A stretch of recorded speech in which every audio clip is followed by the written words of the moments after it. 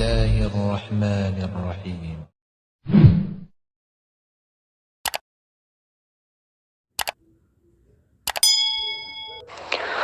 اعوذ باللہ من الشیطان الرجیم، بسم اللہ الرحمن الرحیم۔ ناظرین السلام علیکم ورحمۃ اللہ وبرکاتہ۔ ایک بہت ہی افسوسناک خبر ملی ہے۔ پاکستان میں سے ضلع سرگودا میں احمدیہ قبرستان پر حملہ کیا گیا ہے 11/5/2022 کو، اور یہ علاقہ ہے جہاں پر حملہ کیا ہے وہ ضلع سرگودا کا گوگیاٹ ہے۔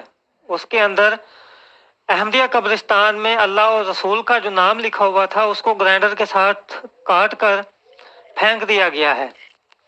مطلب کہ بسم اللہ الرحمن الرحیم یا کلمہ لا الہ الا اللہ محمد رسول اللہ جو لکھا ہوا تھا اس کو انہوں نے کاٹ کر پھینک دیا ہے، اور یہ کاٹنے والے اپنے آپ کو مسلمان کہتے ہیں اور اپنے آپ کو محمد مصطفیٰ صلی اللہ علیہ وآلہ وسلم کا عاشق کہتے ہیں۔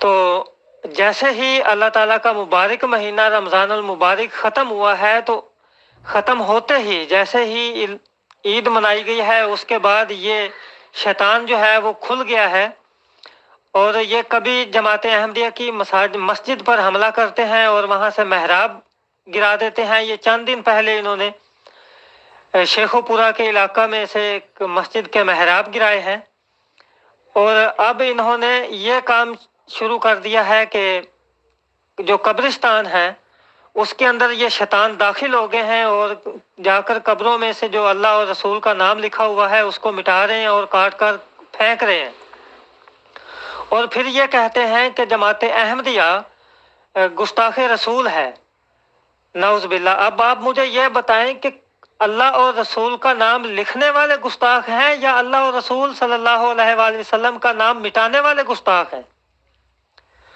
اور یہ دہشت گرد تنظیم جو کہ بریلوی ہیں اور لبیک یا رسول اللہ کا نعرہ لگاتے ہیں اور پھر کہتے ہیں کہ ہم عاشق رسول ہیں، تو یہ عاشق رسول ہیں یا اللہ اور رسول صلی اللہ علیہ وسلم کا نام بلند کرنے والے اور اللہ اور رسول کا نام کی اشاعت کرنے والے گستاخ رسول ہیں؟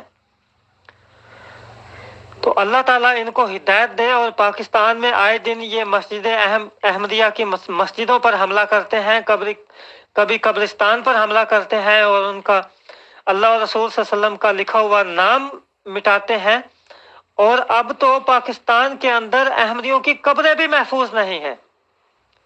پہلے تو یہ احمدیوں کے گھروں کو لوٹا کرتے تھے اور پیسے اور جائیدادوں پر قبضے کیا کرتے تھے، اب تو انہوں نے پاکستان کے اندر احمدیوں کی جو قبریں ہیں ان کے اوپر سے اللہ اور رسول صلی اللہ علیہ وسلم کا نام بھی مٹانا شروع کر دیا ہے۔